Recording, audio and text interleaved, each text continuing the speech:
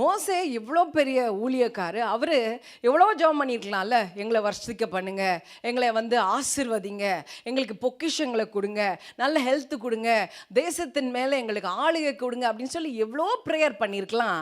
ஆனால் அவர் பண்ணுற முக்கியமான ஜெபம் என்னன்னா, ஆண்டவரே எங்களை மகிழ பண்ணுங்கப்பா, ஆண்டவரே எங்களுக்கு சந்தோஷத்தை கொடுங்க, எங்களுக்கு சமாதானத்தை கொடுங்க அப்படின்னா அந்த ஜெபம் அவ்வளோ இம்பார்ட்டண்ட்டா, மகிழ்ச்சி அவ்வளோ இம்பார்ட்டண்ட்டா, சந்தோஷம் அவ்வளோ இம்பார்ட்டண்ட்டா. எவ்வளோ ஜெபம் பண்ணியிருக்கலாம்ல, எவ்வளோ விதமான ஆசீர்வாதங்களை கேட்டிருக்கலாம், சத்துருக்கள் மேலே ஜெயம் கேட்டிருக்கலாம், இல்லை எனக்கு பெரிய ஆசீர்வாதங்களை கொடுங்க, எங்களை உயர்த்துங்க அப்படின்னு சொல்லி எவ்வளோ ஜெபம் இருக்கும் போது மோசே பண்ணுற ஒரு ஒரு பெரிய ஜெபம் என்னன்னா சிம்பிளான காரியத்துக்கு.